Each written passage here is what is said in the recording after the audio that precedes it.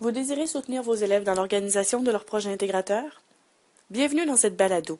Vous allez voir comment l'utilisation des cartes heuristiques peut faire progresser les projets intégrateurs de vos élèves.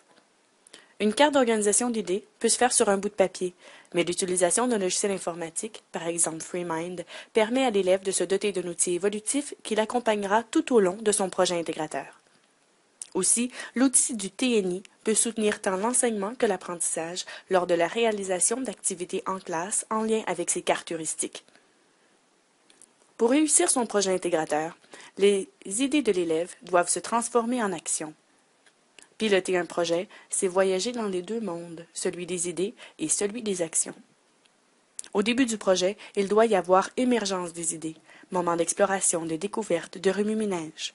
Par exemple, suite à une démonstration par l'enseignant au TNI, l'élève serait appelé à réaliser sa propre carte au sujet de ses intérêts, ses habiletés, ses ressources. Par la suite, l'élève est amené à structurer ses idées. C'est un moment d'organisation, de regroupement, de catégorisation visant à créer une structure d'idées exploitables.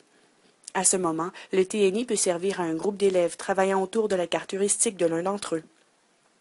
Les échanges et les manipulations des idées enrichissent la réflexion de l'élève. Pour terminer cette première phase, il reste à évaluer les idées. C'est la prise de décision, le choix des idées à mettre en place, c'est le choix du projet. La carte du projet, projetée et manipulée sur le TNI, pourrait servir de support à la présentation orale du choix de projet de l'élève. La deuxième phase du projet intégrateur est la planification du projet. L'émergence de l'action. La carte d'organisation d'idées est un outil qui facilite la transition. C'est le moment de transformer les idées en action en précisant les objectifs.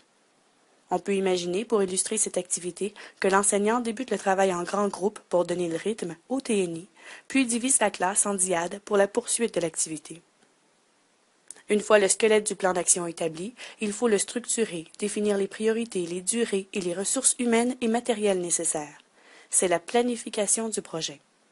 La carte heuristique permet de ne rien oublier. Elle permet de mettre à plat la planification du projet intégrateur de l'élève. Tout au long de la troisième phase, la réalisation de projet, l'élève utilise sa planification de projet intégrateur pour le guider dans ses actions. C'est le moment du suivi et du réajustement, en s'appuyant sur les critères et les indicateurs préalablement définis. L'élève gagne à mettre sa carte heuristique à jour tout au long de son projet. C'est maintenant un outil évolutif qui l'accompagnera tout au long de sa réalisation de projet intégrateur. De l'émergence des idées jusqu'à leur mise en œuvre, il est désormais possible d'utiliser un outil informatique, comme le logiciel de carte heuristique FreeMind, pour passer du monde des idées au monde de l'action.